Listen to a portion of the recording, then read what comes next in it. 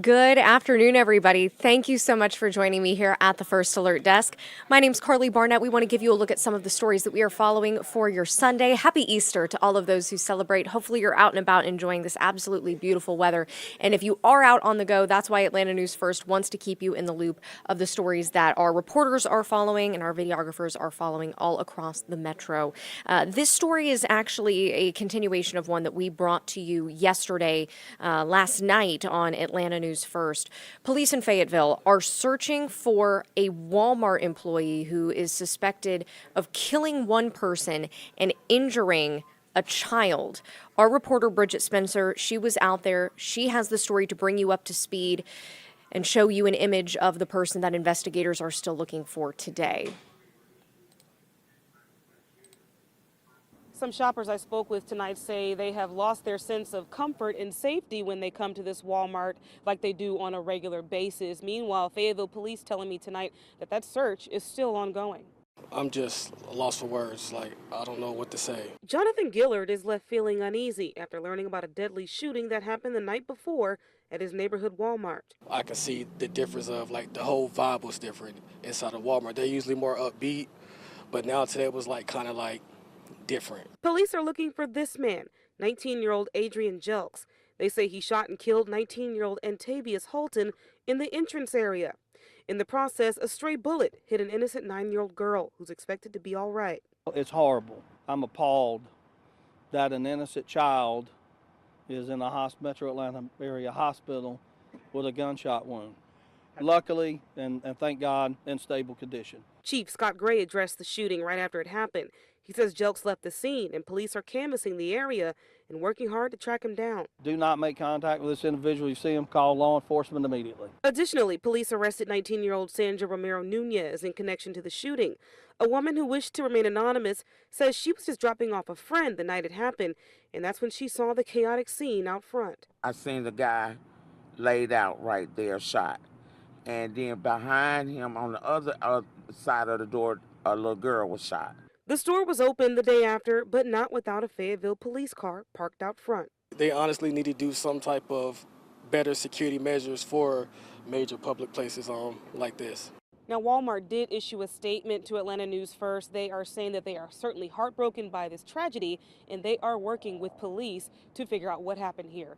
In Fayette County tonight, Bridget Spencer, Atlanta News First. So, very sad news to have to report.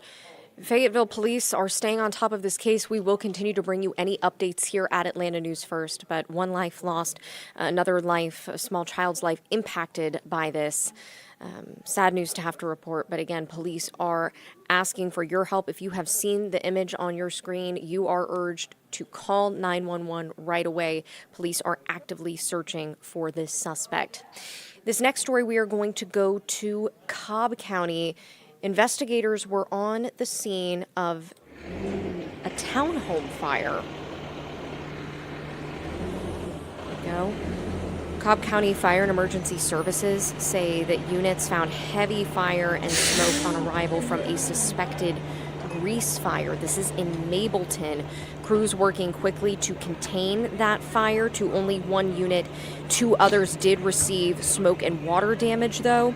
They told us that the American Red Cross is on the scene. They are providing assistance to 14 residents who were displaced.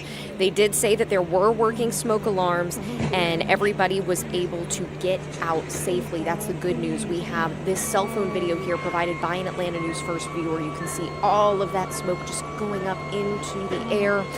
We have our reporter, Yasmina Alston. She is headed out here. She's gathering more information. She's working to speak with residents. Right now, there is no official cause of the fire, but Cobb County Fire and Rescue say it is a suspected grease fire. But the positive news that we can get from this is that everyone was able to get out safely, and the American Red Cross is helping the now 14 residents who had to be displaced as a result of this fire.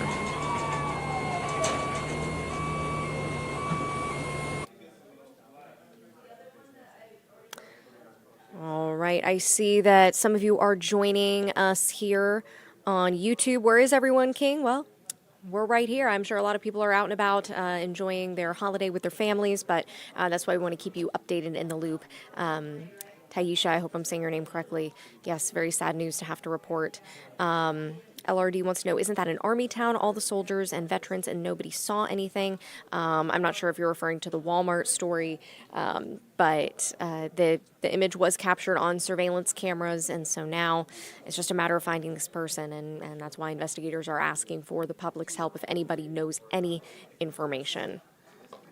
And it was a beautiful day, I must say, for an Easter service. For those who celebrate, maybe you have your traditions with your family. For many people, one of their traditions is the sunrise service at Stone Mountain. It was actually the 78th annual Easter sunrise service. And it was one of the largest Easter sunrise gatherings in years, officials tell us. Thousands gathered to hear special guests Bryant Wright and Crawford Loritz deliver the message at the top of the mountain with a simulcast at the bottom of the mountain. And this annual tradition began 78 years ago, back in 1944, when Stone Mountain First United Methodist Church congregant Lucille A. Lanford suggested that the church's youth group climb to the top of Stone Mountain on Easter morning to watch the sunrise. So a little fun fact for you, our reporter Patrick Quinn was there, and he shares the beautiful sights from the top of Stone Mountain.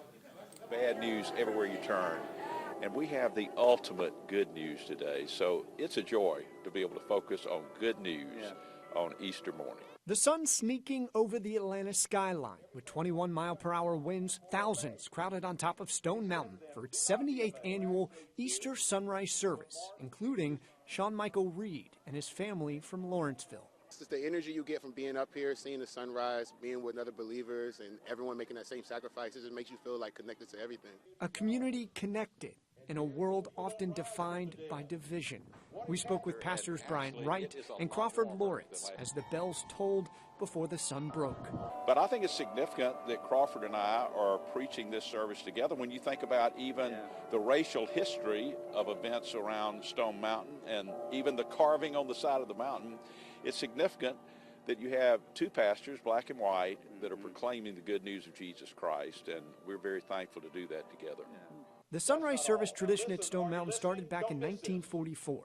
Nearly 80 years later, it continues with an interdenominational service at 1,683 feet above sea level, delivering messages of serenity, perspective, and peace. We're all going through hard times, and with that collective energy and with us still wanting to be better and praying together, like it's just a powerful experience. From Stone Mountain, Patrick Quinn, Atlanta News First.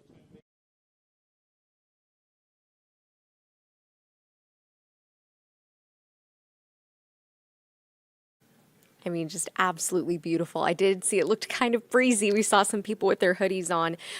Later tonight at 8 o'clock here at the First Alert desk, you can join anchor Tori Cooper and First Alert meteorologist Cutter Martin. He's going to get more into your forecast. We don't have an early newscast tonight due to March Madness. It feels a little funny to be saying March Madness and it being Easter in the same sentence. I feel like it's been a while since we've had an Easter here at the very end of March. But he's going to be able to explain more about the forecast for your area.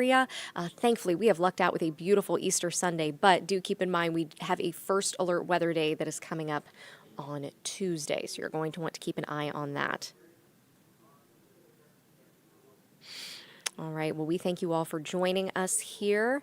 I'm going to leave you now with a beautiful skyline shot here of Atlanta. Hope everybody is having a wonderful Easter Sunday. Take care, stay safe, enjoy some time with your families, and hey, enjoy a chocolate bunny.